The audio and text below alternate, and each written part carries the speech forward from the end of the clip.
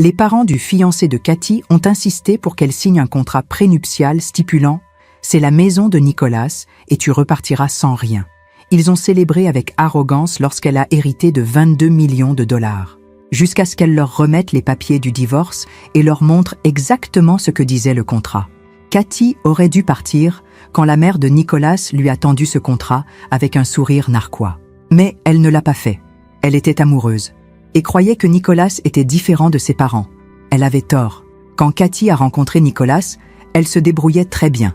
Elle avait un bon poste en ingénierie logicielle, vivait dans un bel appartement à San Diego et était financièrement indépendante. Elle n'était pas riche, mais elle ne galérait pas non plus. Nicolas, lui, avait grandi dans l'aisance.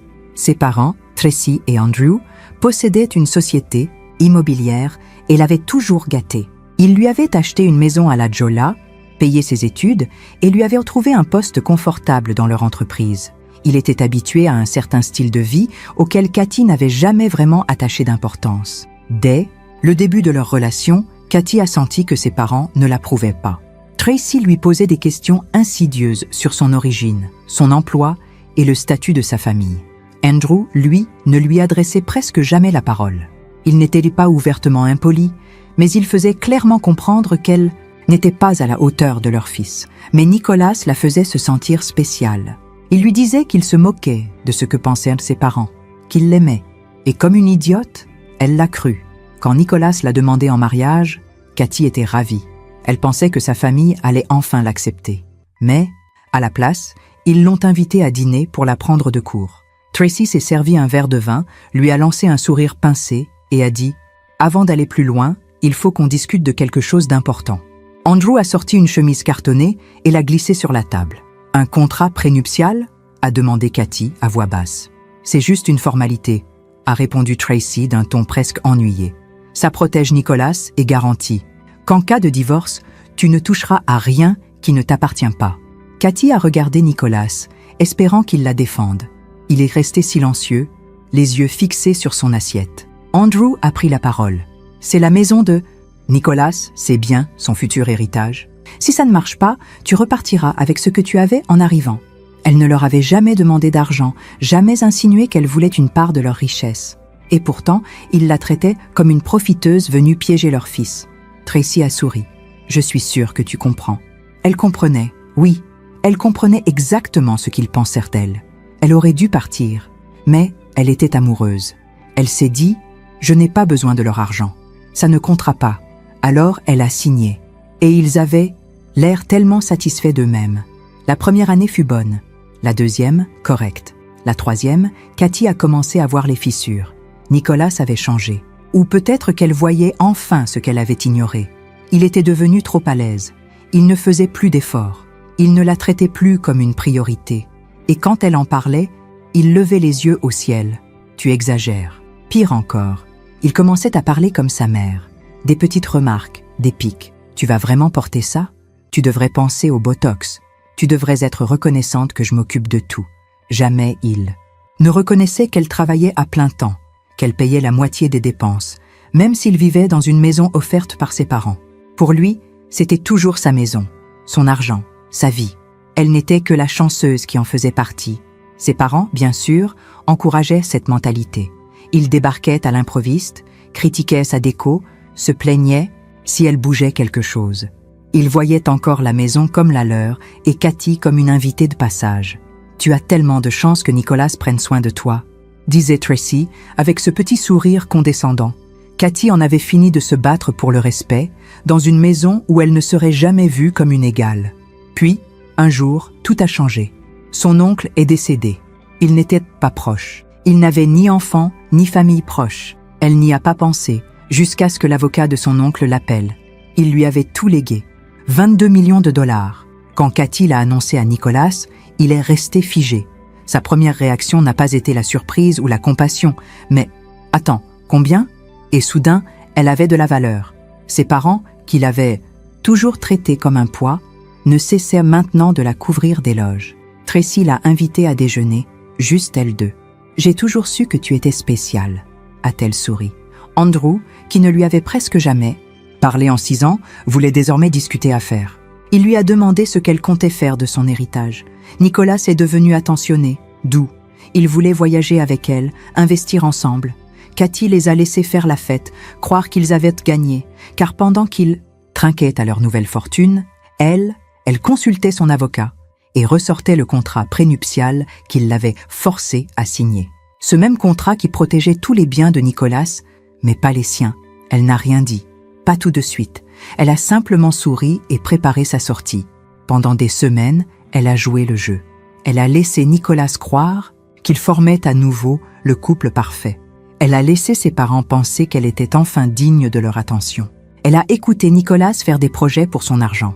Une maison de vacances, puis des rénovations, puis un investissement dans l'entreprise de son père. Ça a du sens, disait-il un soir. Il faut garder l'argent dans la famille. Jamais il ne lui a demandé ce qu'elle voulait. Car à ses yeux, son argent ne lui appartenait pas vraiment. Et c'est là que Cathy a compris. Il ne l'avait jamais aimée.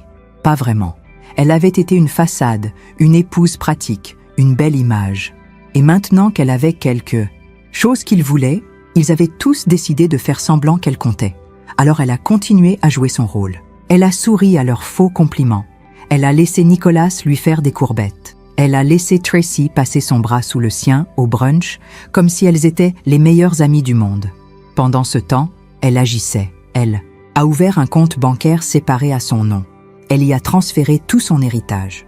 Nicolas n'y avait aucun accès. Puis elle a engagé un avocat. Elle voulait savoir exactement ce à quoi elle avait droit. Et là, en relisant le contrat ligne par ligne, ils ont découvert la faille. Tracy et Andrew avaient été tellement obsédés par la protection de leurs biens qu'ils n'avaient pas pensé à inclure une clause protégeant Nicolas d'un divorce. S'il divorçait, il ne toucherait pas un centime de son argent. Elle a failli éclater de rire. Le document même qu'ils avaient exigé, celui censé la dépouiller, était désormais sa meilleure arme. Mais elle n'en avait pas fini. Elle a commencé à se préparer. Pas à pas, elle a séparé sa vie de celle de Nicolas. Elle a rassemblé tous les documents nécessaires. Elle a discrètement cherché une maison à elle, une propriété au bord de la plage, à la Jolla, payée comptant, à son nom. Et une fois que tout a été prêt, elle n'avait plus qu'à attendre une dernière goutte. Nicolas la lui a donnée. Il a commencé à rentrer tard. Elle s'est d'abord dit qu'il était juste occupé. Après tout, il faisait tant d'efforts pour l'impressionner, parler d'investissement commun.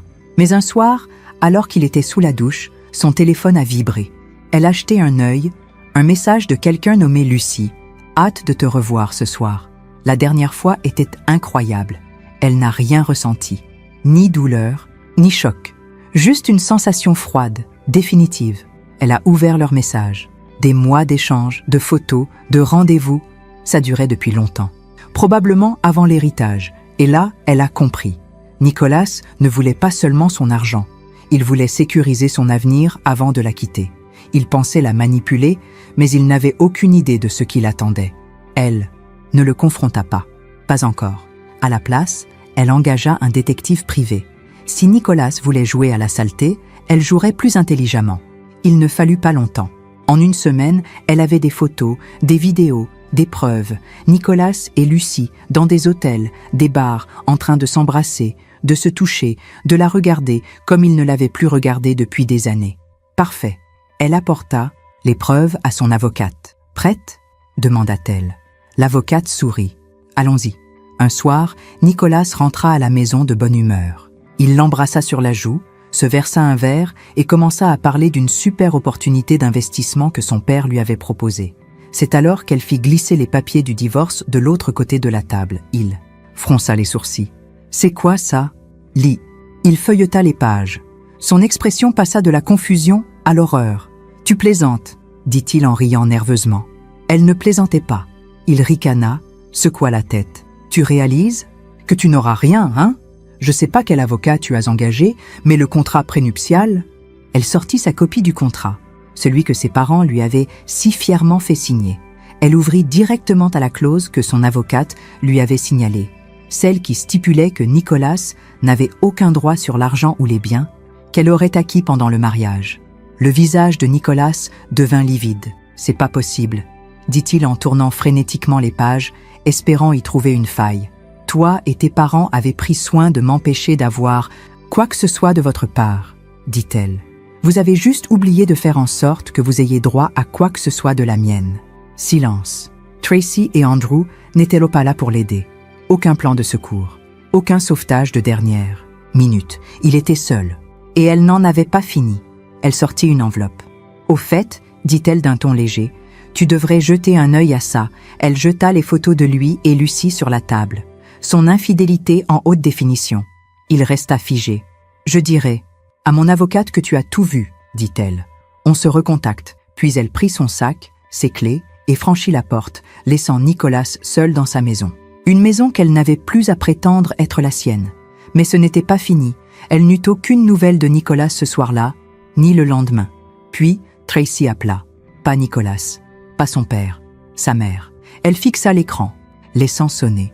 Une fois, 2, 3, finalement, elle décrocha. « Comment as-tu pu faire ça à Nicolas ?» hurla Tracy. Elle faillit rire. « Faire quoi? Le quitter? Divorcer? L'exposer pour ses tromperies? Tu es en train de détruire sa vie ?» dit-elle furieuse. « Pourquoi? Une petite vengeance mesquine? C'était savoureux. Vous m'avez forcé à signer un contrat prénuptial. Vous m'avez traité comme une moins que rien. Et maintenant vous êtes en colère parce que je m'en vais? Tu es en train de le ruiner? » « Non, » dit-elle calmement. « Je le laisse juste affronter les conséquences de ses actes. » Silence. Puis Tracy, d'un ton plus bas, plus tranchant, « Tu vas le regretter. » Et elle raccrocha. Cathy s'appuya contre le dossier de sa chaise, soufflant doucement. « D'accord. Voilà comment ils veulent jouer. » Les jours suivants furent calmes. Trop calmes. Puis son avocate l'appela. « Ils contestent le contrat. »« Quoi ?» Ils essayent de le faire annuler en invoquant des circonstances injustes. Elle éclata de rire. « Injustes ? C'est eux qui l'avaient rédigé. » Mais Tracy et Andrew n'étaient pas idiots. Puissants, riches, bien connectés. Et maintenant qu'ils réalisaient que Nicolas repartait les mains vides, ils paniquaient. Mais elle s'y attendait. Elle s'y était préparée. Et il lui restait une dernière carte à jouer. Le jour de l'audience arriva. Nicolas, Tracy et Andrew débarquèrent avec 3 avocats. Cathy, elle, se présenta avec son avocate et une experte comptable judiciaire. Pendant qu'ils tentèrent de lui prendre son argent, elle avait enquêté sur les leurs. Et ce qu'elle avait découvert, des affaires douteuses, fraude fiscale, comptes cachés, Tracy et Andrew maquillaient les comptes de leur entreprise depuis des années. Et Cathy avait tous les documents, toutes les preuves, tous les reçus. Alors, quand l'avocat adverse tenta de faire annuler le contrat en souriant, son avocate s'avança, posa une grosse pile de documents sur la table et dit « Avant d'en discuter, votre honneur, nous avons quelque chose à soumettre. » Cathy observa, le visage de Tracy blanchir. Andrew se figea. Nicolas semblait confus. Il ne comprenait pas ce qui se passait. Puis le juge feuilleta les documents, leva les yeux. « Monsieur et Madame Anderson, comprenez-vous la gravité de ce que j'ai sous les yeux ?» Tracy chancela. Andrew serra la mâchoire. « Nicolas, toujours à l'ouest, votre entreprise est coupable de malversation financière, poursuivit l'avocate de Cathy. Et comme Nicolas est officiellement un cadre de cette entreprise, il pourrait être impliqué. Enfin, Nicolas réagit. « Quoi? Non, je ne m'occupe pas des finances. Je ne savais rien. » Il se tourna vers ses parents. « Maman? Papa ?» Mais ils ne le regardèrent même plus. Ils regardèrent Cathy, parce qu'ils avaient compris. Elle ne faisait pas que partir. Elle ne faisait pas que garder son argent. Elle les emportait tous avec elle. Tout s'effondra très vite. Le juge refusa d'annuler le contrat. L'héritage de Cathy restait à elle seule. Mais Tracy et Andrew faisaient maintenant face à une enquête financière à grande échelle. Quant à Nicolas, il était cité dans plusieurs transactions frauduleuses. Qu'il soit au courant ou pas n'avait plus d'importance. Sur le papier, il était impliqué. Résultat, la maison, saisie, l'entreprise, gelée, la réputation qu'ils avaient mis des années à construire, détruite, et Cathy, elle est partie, riche, libre, intouchable. Les derniers mots de Tracy lui revinrent en mémoire. « Tu vas le regretter. » Non, Cathy savait que c'était Tracy qui allait regretter. Nicolas tenta de l'appeler. Encore et encore. D'abord, en sentait son colère. « Tu m'as piégé. Tu as ruiné ma vie. » Puis, désespérée. « On peut arranger ça. Parle-moi juste. » Puis, en larmes, elle ne répondit à aucun appel. Tracy et Andrew avaient bien plus gros à gérer. Le fisc s'attaquait à leur entreprise. Leurs comptes gelés, leurs archives passées au peigne fin, leurs riches amis disparus. Cathy appris, par une connaissance commune, qu'ils avaient dû vendre leur manoir de Rancho Santa Fe pour payer les frais juridiques. Et Nicolas, avec ses parents en chute libre, il n'avait plus rien.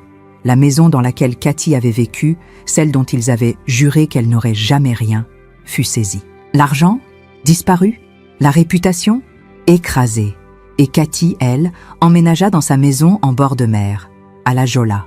Payé comptant, pas de belle famille, pas de mari contrôlant, personne pour lui dire qu'elle avait de la chance d'être acceptée dans leur monde, parce que maintenant, elle avait construit quelque chose de bien meilleur.